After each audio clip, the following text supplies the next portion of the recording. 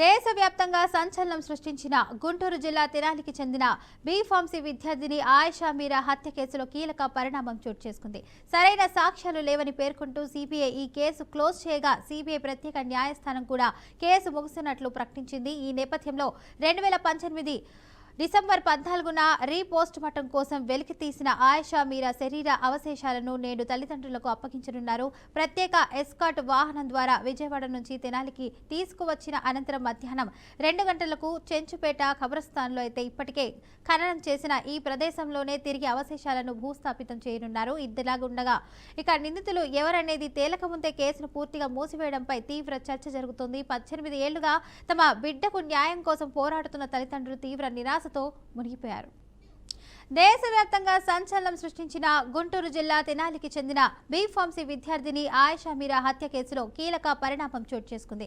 సరైన సాక్ష్యాలు లేవని పేర్కొంటూ సిబిఐ ఈ కేసును క్లోజ్ చేయగా సిబిఐ ప్రత్యేక న్యాయస్థానం కూడా కేసు ముగుస్తున్నట్లు ప్రకటించింది. ఈ నేపథ్యంలో 2019 డిసెంబర్ 14న రీపోస్ట్ మార్టం కోసం వెలికితీసిన ఆయిషా మీరా శరీర అవశేషాలను నేడు తల్లిదండ్రులకు అప్పగించనున్నారు. ప్రత్యేక ఎస్కాట్ వాహనం ద్వారా విజయవాడ నుంచి తెనాలికి తీసుకువచ్చిన అనంతరం మధ్యాహ్నం 2 గంటలకు చెంచుపేట ఖబరస్థాన్లో ఇప్పటికే ఖననం చేసిన ప్రదేశంలోనే తిరిగి అవశేషాలను భూస్థాపితం చేయనున్నారు.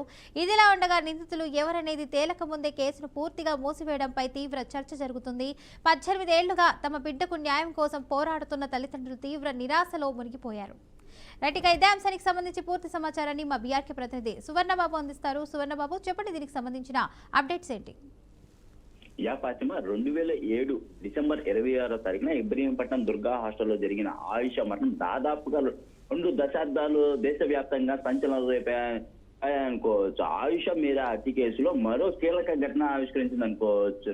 రిపోర్ట్ నిమిత్తం 2019లో సిబిఐ అధికారులు సేకరించిన ఆయిషా మీరా శరీర అవశేషాలు నేడు ఆమె తల్లిదండ్రులకు అయితే ఈ రోజు కోర్టు ద్వారానే అప్పగించనున్నారు. ఏదైతే విజయవాడ సిబిఐ హత్యకు న్యాయస్థానం ఆదేశాల మేరకు అయితే చూసుకున్నట్లయితే శరీర అవశేషాలను కొన్ని సేకరించి ప్రత్యేక ఎస్కాట్ అయితే వాహనం ద్వారా విజయవాడ నుంచి తెనాలి అయితే సొంత ఊరు తెనాలి నియోజకవర్గానికి అయితే చెంచుపేటలో అయితే జరగనున్నది. మధ్యాహ్నం 2 గంటల సమయంలో తెనాలి చెంచుపేటలో ఖబరస్థాన్ అయితే అక్కడికే చేరుకున్నాను. ఇప్పటికే ఖననం చేసిన ప్రదేశంలోనే తిరిగి ఖననం అయితే చేయనున్నారు. దీనికి సంబంధించి అన్ని ఏర్పాట్లు అయితే ఇప్పటి వరకు పూర్తిగా అయినట్లుగా తెలిసింది. ఎలాంటి అవాంఛనీయ ఘటనలు చోటు చేసుకోకుండా భారీ పోలీస్ బందోబస్తు కూడా ఏర్పాట్లు చేయమని అయితే సిబిఐ కోర్టు ద్వారా ఆదేశాలు జారీ చేయడం ఇక్కడ పోలీసు భద్రతా వలయం కూడా వచ్చి ఎటువంటి అవాంఛనీయ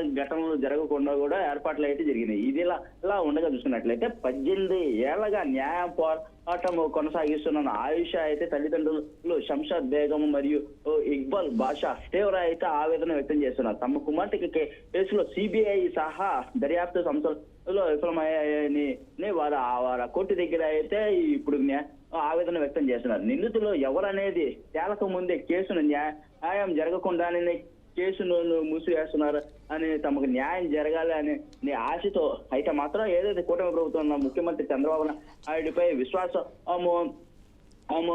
బాగా చూపించామని చెప్పేసి అన్నారు. త్వరలోనే మేము సీఎం ముఖ్యమంత్రి చంద్రబాబు నాయుడు మరియు ఉప ముఖ్యమంత్రి పవన్ కళ్యాణ్ మరియు ఏదైతే మంత్రి నారా లోకేష్ కలిసి హైకోర్టు సిట్టింగ్ జడ్జి విచారణ జరిపించాలని అయితే మాత్రం డిమాండ్ చేస్తామని చెప్పేసి అని అన్నారు. అలాగే ఏదైతే 2007 డిసెంబర్ 27న సంస్కరణ దినం అని కూడా ప్రకటించాలని ఆయిషా పేరిట ఒక ట్రస్ట్ కూడా ఏర్పాటు చేసి పేద విద్యార్థులకు సహాయం చేయాలని కూడా ప్రభుత్వం అయితే కోరుతున్నారు. మరోవైపు చూసుకున్నట్లయితే ఆయిషా మీరాకు అంతిమ విత్కోలుకు పలకాలని ముస్లింస్, మైనార్టీ పెద్దలు, ప్రజా సంఘాలు మరియు టీడీపీ నేతలు అయితే పిలిపించారు. న్యాయవాదులు, విద్యార్థులు, మహిళా సంఘాలు చలో తెనాలి కార్యక్రమాలను పిలుపునిచ్చి పెద్ద ఎత్తున తరలి వచ్చినట్లుగా అయితే ఉందనుకోవచ్చు. ఏదైతే అట్లా చూసుకున్నట్లయితే ఏదైతే దీనికి సంబంధించి అయితే మాత్రం అప్పుడు సత్యబాబు దోషి అని చెప్పిన మరో 2 నిందితులను కూడా అరెస్ట్ చేయడం అయితే జరిగింది.